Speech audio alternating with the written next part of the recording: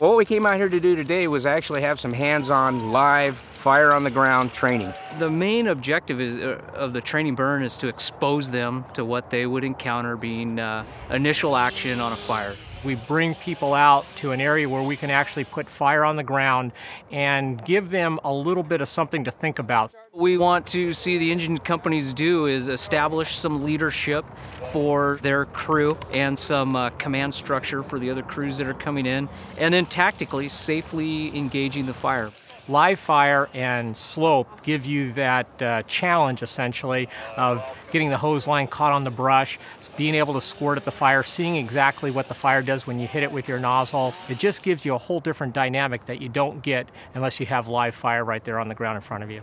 You're actually in the conditions that you'll be under emergency conditions. The terrain, the heat, the flame, the hose packs, everything that we're going to be doing in emergency operations, we're doing, but in a training environment.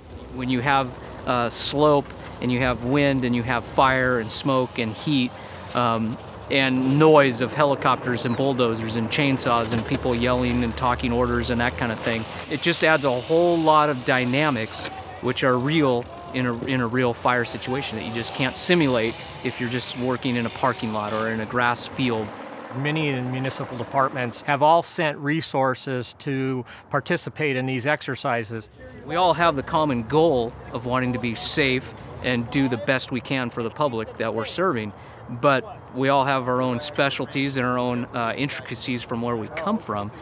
When the fire is upon us, that's not the time to try and figure it out.